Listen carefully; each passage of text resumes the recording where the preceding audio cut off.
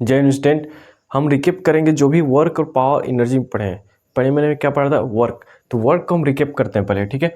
मैंने जो एंगल बता चुका था, cos 0 का वैल्यू 1 होता है, cos 90 डिग्री का वैल्यू 0 होता है, cos 180 की वैल्यू -1 होता है।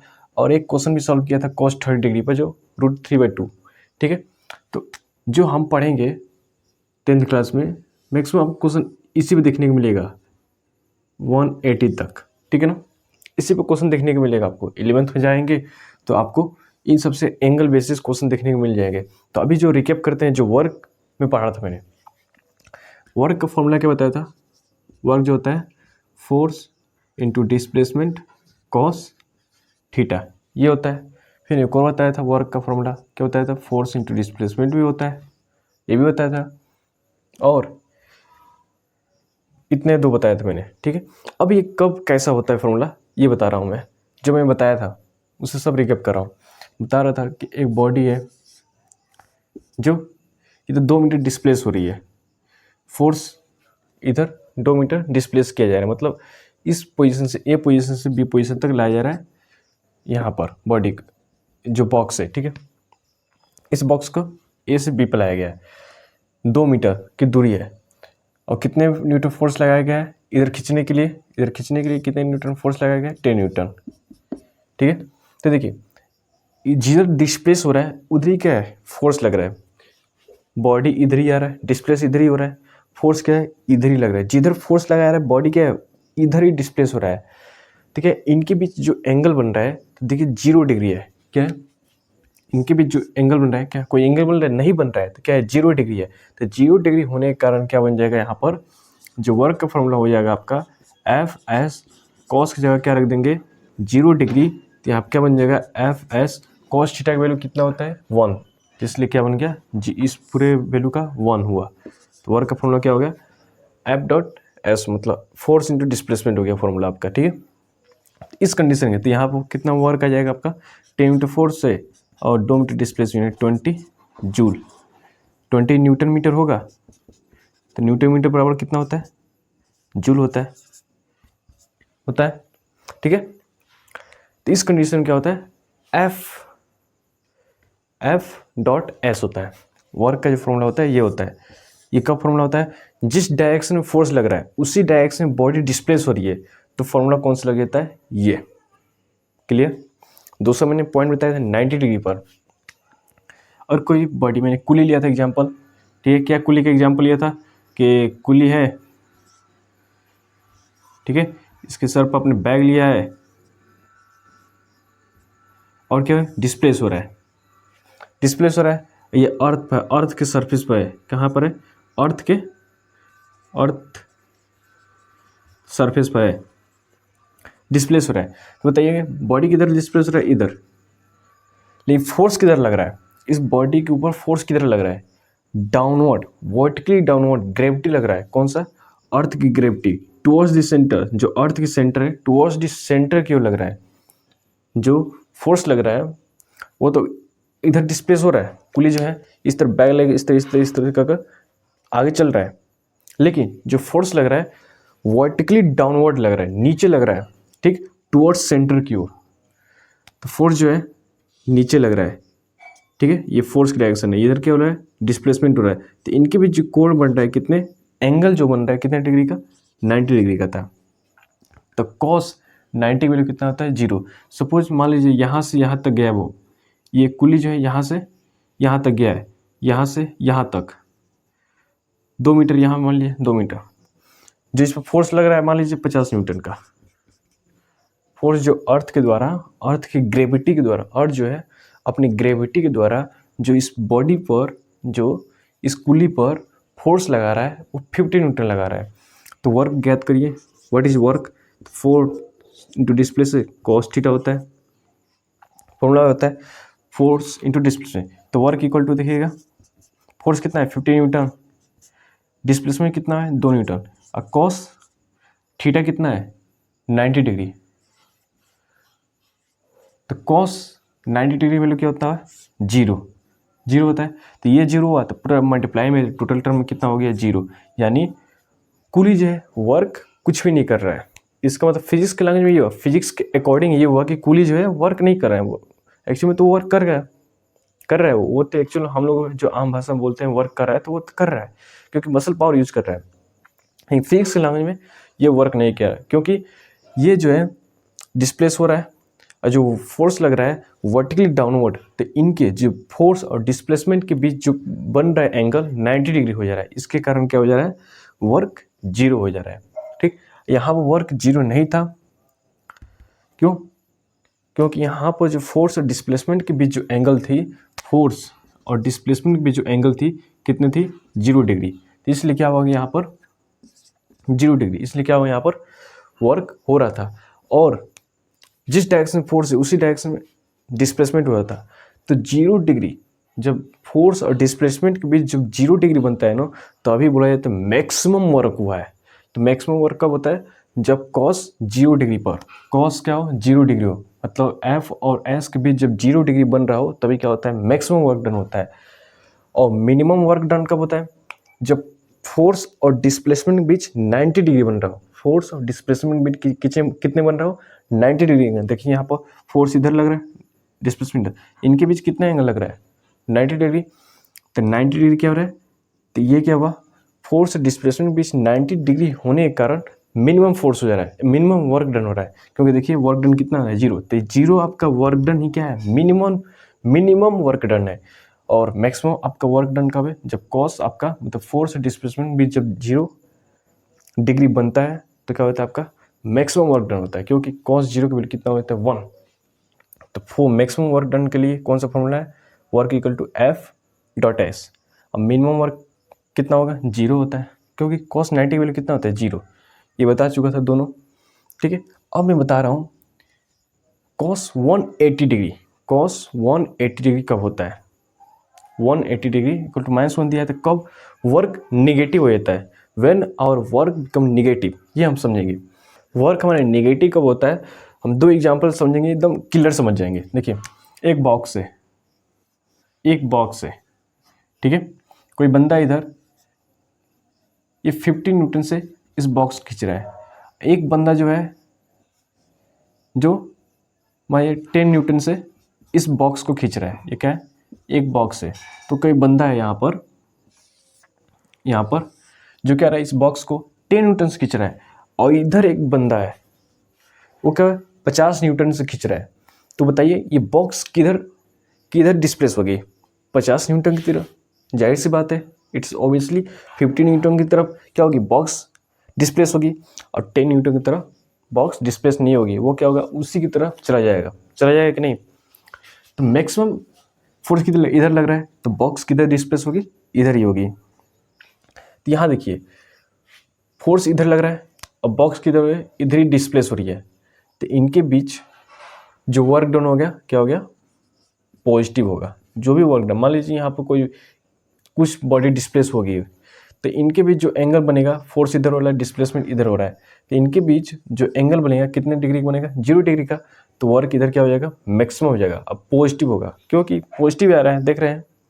अब नेगेटिव देखिएगा, जो 10 न्यूटन इधर खींच रहा है, फोर्स इधर खींच रहा है, एक 50 न्यूटन उधर खींच रहा है। तो देखिए बॉक्स जो इधर 10 न्यूटन जो व्यक्ति है जो 10 न्यूटन का फोर्स लगा रहा है, कोई बंदा है जो 10 न्यूटन का जो फोर्स लगा रहा है, लेकिन बॉक्स किधर हो रहा है, 50 न्यूटन जो फोर्स लगा रहा है उधर की ओर डिस्प्लेस हो रहा है, बॉक्स उधर हो रहा है। तो 10 न्यूटन के अपोजिट डायरेक्शन में बॉक्स डिस्प्लेस हो रहा है। अपोजिट मतलब फोर्स इधर लगा रहा है, लेकिन बॉक्स किधर जा रहा है, उधर जा रहा है। जो 50 न्यूटन फोर्स लगाया है उस व्यक्ति ने, तो वो अपने ओर खींच रहा है, लेकिन 10 न्यूटन का फोर्स इधर लगा रहा है। देखिए तो जो 10 न्यूटन का व्यक्ति है फोर्स इधर लगा रहा है, लेकिन जो बॉक्स है इधर डिस्प्लेस हो रहा है कि नहीं। तो इसके लिए, इस व्यक्ति के लिए, जो फर्स्ट व्यक्ति था या सेकेंड व्यक्ति था, तो इस फर्स्ट व्यक्ति के लिए क्या हो जाएगा, वर्क डन निगेटिव हो जाएगा। क्यों, देखिए फोर्स किधर है, इधर लगा 10 न्यूटन वाला जो फर्स्ट व्यक्ति है, 10 न्यूटन इधर फोर्स लगा रहा है, बॉक्स किधर डिस्प्लेस हो रहा है, इधर हो रहा है। फोर्स इधर लगा रहा है, लेकिन बॉक्स उधर डिस्प्लेस हो रहा है। तो देखिए फोर्स तो इधर लगा रहा है 10 न्यूटन का, लेकिन बॉक्स किधर डिस्प्लेस हो रहा है, इधर।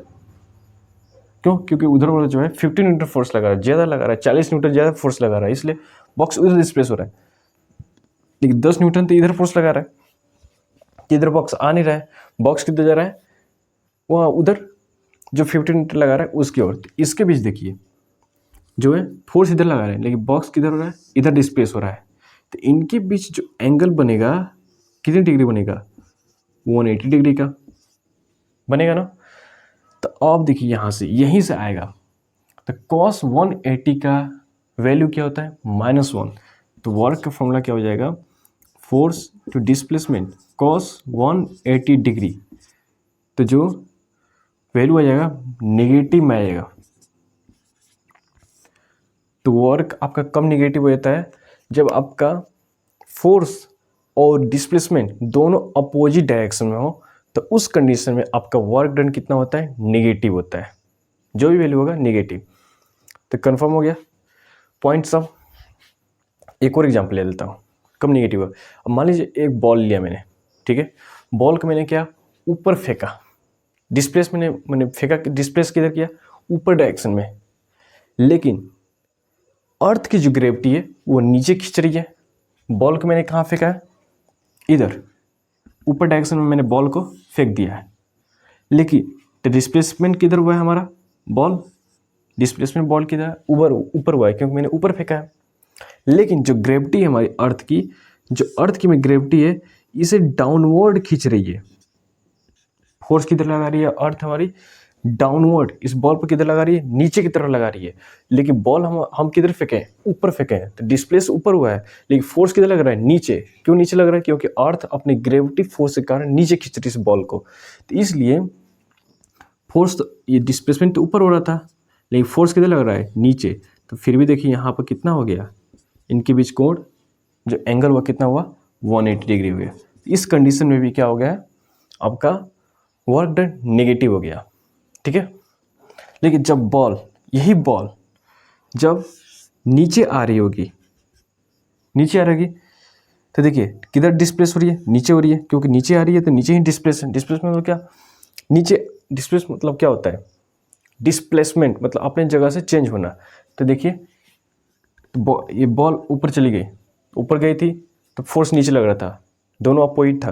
बॉल ऊपर जा रहा था लेकिन फोर्स नीचे लग रहा था ग्रेविटी के कारण। तो इसके बीच एंगल 180 हो गया। अब बॉल नीचे आ रही है, तो बॉल नीचे आ रही है तो किधर आ रही है, नीचे। तो डिस्प्लेसमेंट किधर हो रहा है, नीचे हो रहा है। अब फोर्स भी किधर लग रहा है, नीचे ही लग रहा है। तो इस कंडीशन क्या होता है, आपका वर्क डन पॉजिटिव होता है, क्योंकि इनके बीच जो एंगल बनेगा 0 डिग्री बनेगा। डिस्प्लेसमेंट नीचे हो रही है, अब फोर्स भी क्या है, नीचे ही हो रही है। तो दोनों के बीच एंगल कितना है, 0 डिग्री है, कोई एंगल ही नहीं है। तो क्या है, वर्क डन क्या हो गया, यहाँ पर आपका 0 नहीं है बल्कि पॉजिटिव हो जाता है, ठीक है। तो इस कंडीशन से फ्री फॉल जब बॉडी होता है, तो याद रखिए फ्री फॉल जब बॉडी होता है तो उस कंडीशन का वर्क डन पॉजिटिव होता है। लेकिन जब ग्रेविटी के अगेंस्ट कोई बॉडी मूव कर रहा होगा तो उस समय आपका वर्क डन नेगेटिव होता है। आई होप ये सारी पॉइंट आपको क्लियर होगी, सारे रिकेप होगी। हम पावर क्या होता है, पावर होगी से पहले एक और फॉर्मूला जो होता है वर्क का, आपसे क्वेश्चन पूछ देगा आपको, वर्क कब आपको फोर्स और डिस्प्लेसमेंट, फोर्स इंटू डिस्प्लेसमेंट कब होता है, तो कब होता है, जब आपका फोर्स और डिस्प्लेसमेंट एक ही डायरेक्शन हो, 0 डिग्री बनाता हो, तभी आपका क्या होगा, फोर्स और डिस्प्लेसमेंट का ये फॉर्मूला लगेगा, ठीक है। और कब ये फॉर्मूला लगेगा, एफ एस कॉस थीटा, ये तब लगेगा जब फोर्स और डिस्प्लेसमेंट के बीच कोई एंगल बनता हो। मतलब ये बॉक्स है, बॉक्स का मान लीजिए इस बॉक्स को इधर फोर्स लग रहा है, अब ये जो है बॉक्स इधर डिस्प्लेसमेंट हो रहा है, डिस्प्लेसमेंट इधर, फोर्स इधर लग रहा है, तो इनके बीच एंगल बन रहा है, तब आता है आपका ये फॉर्मूला लगता है, ठीक है। आपको ये भी समझ में आएगा कब वर्क डन मैक्सिमम होता है, जब फोर्स और डिस्प्लेसमेंट के बीच एंगल 0 हो, तो वर्क डन आपका क्या होता है, maximum. Angle 0, work done maximum. Angle 90 degree तो work done minimum, work done minimum. Clear हो गया। और वर्क डन 0 कब होता है, जब 90 डिग्री पर फोर्स और डिस्प्लेसमेंट के बीच एंगल कितना होता है 90 डिग्री, तो वर्क डन कितना होता है 0। क्लियर हो गया। एक और जो फॉर्मूला होता है वर्क का वो होता है एम जी कॉस थीटा। ये कब होता है? देखिए फोर्स का जो फॉर्मूला मैंने बताया था एम इंटू, अगर आपने पढ़ा होगा तो यानी अगर पढ़ा होगा ठीक है, नहीं तो जब फोर्स में बताऊंगा तो उसमें आपको बताऊंगा formula f equal to M into ए होता है, जब आपका न्यूटन्स लॉ आपका आएंगे। ये न्यूटन्स लॉ पर बेसिस है, ठीक है ना। तो क्या होता है F equal to M into ए होता है। ये कि एक्सेलरेशन, ठीक है, जब एक्सेलरेशन ड्यू टू ग्रेविटी, मतलब एक्सेलरेशन के, जब ग्रेविटी के कारण एक्सेलरेशन हो रहा होता है तो यहाँ पर जो ए जो है ये क्या बन जाता है जी। तो यही जो एफ का जो वैल्यू क्या लिखना था मैंने एम इंटू ए होता है। अब जी मैंने क्यों लिख दिया? क्योंकि जो ग्रेविटी जो बॉल है ये फ्री फॉल हो रही है, तो ये ग्रेविटी के कारण एक्सेलरेशन उसके अंदर आ रही है, मतलब वेलोसिटी में चेंजेज आ रही है ग्रेविटी का, अर्थ की ग्रेविटी के कारण हो रही है। तो क्या हो जाता है ए ना होकर जी हो जाता है। तो एम इंटू क्या होता है जी। तो यहाँ पर एफ की जगह क्या लग जाता है एम इंटू जी कॉस थीटा। ये फॉर्मूला आपका बन जाता है एक और, ठीक है। इस पर क्वेश्चन आएंगे तो उसके क्वेश्चन बेसिस पर और डिटेल में आप क्लियर हो जाएगा। पहले समझते हैं पावर। पावर क्या होता है? तो देखिए पावर क्या होता है आपका, कितने हम फास्ट काम कर रहे हैं, कितने कम से कम समय में किसी कार्य को कर रहे हैं, मिनिमम टाइम में वर्क डन होना ही क्या होता है आपका पावर, ठीक है ना। कम से कम समय में मैक्सिमम वर्क डन होना, ठीक है। कम से कम समय में मैक्सिमम वर्क डन होना ही यहाँ पे क्या होता है पावर बताता है, ठीक है। इसका एक डिफिनीशन जो है क्या बता दिया है, the rate of doing work, the rate of doing work is known as power, ठीक है। जो पावर का फॉर्मूला बताया गया है W/T, work done by rate. Work done by rate क्या बताता है पावर। पावर का हम समझते हैं अभी। वर्क डन बाई रेट क्या बताता है आपका पावर बताता है। तो पावर क्या बताता है कम से कम समय में कितना काम हुआ है, कम से कम समय, ये नहीं कि कितना ज़्यादा काम हुआ है ज़्यादा समय में, ये नहीं होता है। कम से कम समय में कितना काम हुआ है ये आपका क्या बताता है पावर बताता है। क्लियर हो गया। तो क्या बताता है the rate of doing work is known as power. कम से कम समय में आपका कितना हुआ, जैसे आप देखते हैं 10 वाट का बल्ब ले LED बल्ब, तो 10 वाट लिखा रहता है ना। पावर का वैल्यू क्या होता है, पर यहाँ पे यूनिट देख लेते हैं P, जो वाट है सॉरी जो वर्क है, तो वर्क का यूनिट क्या होता है जूल। जेस भी दिखाते हैं शॉर्ट में, क्या दे रहे हैं जेस भी दिखाते हैं, जूल को शॉर्ट में जेस लिखते हैं। और टाइम में क्या है ऐसा यूनिट सेकेंड होता है। तो पूरा मिले क्या हुआ जूल पर सेकेंड हुआ, तो जूल पर सेकेंड क्या बोलते हैं हम वाट। क्लियर हो गया। तो अब जो घर में हम LED बल्ब ले आते हैं, तो LED बल्ब ले 10 वाट का, तो इसका मतलब क्या हुआ 10 वाट का बल्ब ले आए, इसका मतलब ये हुआ कि वो जो बल्ब है 10 जूल एनर्जी प्रोवाइड कर रही है पर सेकेंड में। पर सेकेंड में कितना एनर्जी प्रोवाइड कर रही है 10 जूल। यहाँ पे यही तो है पर सेकेंड बाई जूल क्या होता है आपका वाट बताता है। तो वाट में तोड़ा तो क्या हुआ जूल पर सेकेंड हुआ, तो पर सेकेंड में कितना 10 जूल एनर्जी प्रोवाइड कर रही है। अब मैंने अगर ले दिया 100 वाट का बल्ब, ठीक है, शॉर्ट में क्या लिखते हैं 100 वाट का मैंने बल्ब ले दिया W, मैंने बल्ब लाया, तो इसका मतलब क्या हुआ वो 100 जूल एनर्जी दे रही होगी पर सेकेंड में। पर सेकेंड में कितना 100 जूल एनर्जी। तो देखिए यहाँ पर मैक्सिमम एनर्जी मिल रहा है, यहाँ पर देखिए मिनिमम एनर्जी पर सेकेंड में 10 जूल मिल रहा है, यहाँ पर क्या है पर सेकेंड में 100 जूल एनर्जी मिल रहा है, ठीक है। तो मैक्सिमम एनर्जी कहाँ मिल रही है यहाँ मिल रही है। तो यही बताता है कम से कम समय में मैक्सिमम वर्क डन होना आपके क्या बताता है पावर बताता है।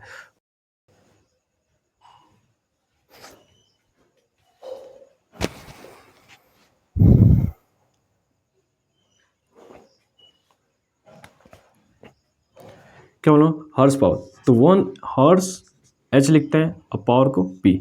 1 हॉर्स पावर में 746 वाट होता है। 1 हॉर्स पावर में कितना होता है, 746 वाट होता है। याद रखिएगा 746, 1 हॉर्स पावर में, ठीक है, कितना होता है, 746 वाट होता है। यानी इसका मतलब क्या होगा, तोड़ेंगे तो 746 जूल पर सेकेंड। 1 हॉर्स पावर जो होता है 746 जूल एनर्जी प्रोवाइड करता है पर सेकेंड में। इसका मतलब हॉर्स पावर आया है, इस पर आपका आया कमर्शियल यूनिट। जब एनर्जी पढ़ेंगे तो आपका आया कमर्शियल यूनिट। पहले एक क्वेश्चन कर लेते हैं इस पर। A body work done by, a body work done 20 joule, 20 joule पर सेकेंड, देन फाइंड पावर। तो क्या होगा, तो P इक्वल टू डब्ल्यू बटा टी, डब्ल्यू बाई टी हो गया। वर्क कितना हुआ है 20, टाइम कितना लग रहा है पर सेकेंड वाला मतलब 1 सेकेंड, कितना हुआ 20 जूल पर सेकेंड यानी 20 वाट। ठीक हो गया। तो आपका क्या है, इसे रेंडमली मैंने क्वेश्चन लिया, अलग अलग प्रकार का क्वेश्चन आएंगे। पावर आपसे पूछ देगा, पावर दे देगा, टाइम दे देगा, बोल देगा आपको बताइए वर्क क्या होगा, इसी पर क्या होगा, अलग अलग प्रकार के क्वेश्चन बनेंगे। क्वेश्चन में ले आऊँगा किस प्रकार इस पर क्वेश्चन बनते हैं।